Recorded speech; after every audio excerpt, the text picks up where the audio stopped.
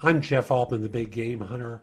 I'm an executive job search coach and the head coach for JobSearchCoachingHQ.com. There's a wonderful story that's told at the beginning of Think and Grow Rich by Napoleon Hill about a man named RU Darby. Darby was interviewed by Hill, later on in life, and he was a millionaire at that time, having sold insurance. But he talks about a story when he was much younger that I think is a very good lesson for most of us. And salespeople are taught this lesson early on in their sales training, but most people, if you've never been in sales, haven't heard the story before. So I thought I would share it. Darby's uncle went to Colorado during the gold rush days and eventually came across gold ore. He needed mining equipment, so he went back there to raise money for equipment to bring back to mine for the gold ore. So while back there, he enlisted Darby. They raised some money, bought equipment, and returned to Colorado to mine the for gold. So initially things went well. The first gold that they found was very pure, and it looked like there was going to be a lot more there. So they kept drilling, and suddenly they lost the vein. They couldn't drill more oil and more gold, and each day they drilled, they got deeper into debt. So eventually they decided to quit. They sold their equipment to a junk man and went home.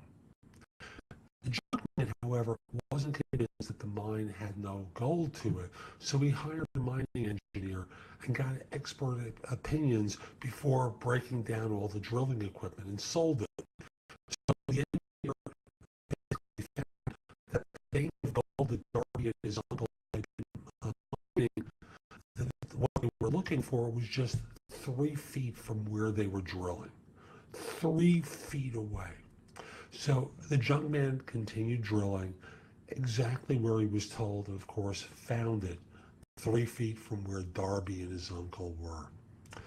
Basically, the junk man made millions from the gold from that mine because he was smart enough to know what he didn't know and got advice.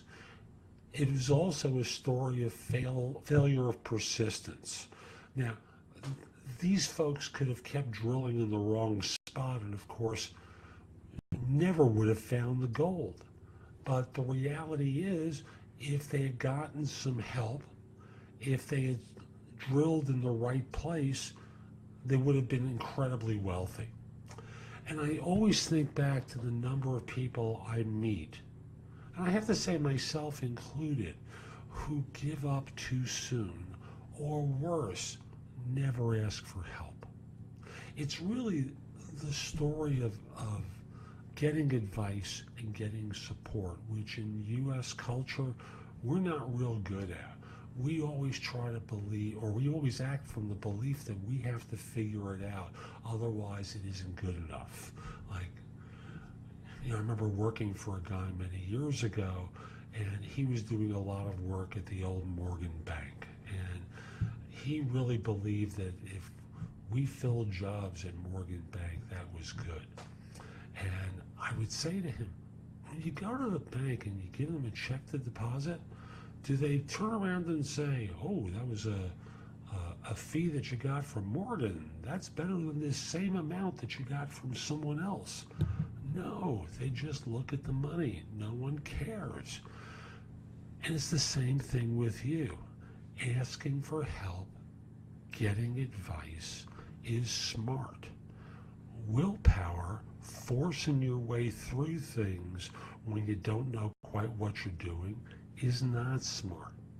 Get some advice, get some help. And if you need to hire a coach, hire a coach. Yes, I do coaching. However, there are many very capable people who can help you in a variety of different ways. Hope you found this helpful, and I hope you get some advice so that you don't leave that gold in your life 3 feet from where you are. Have a great day.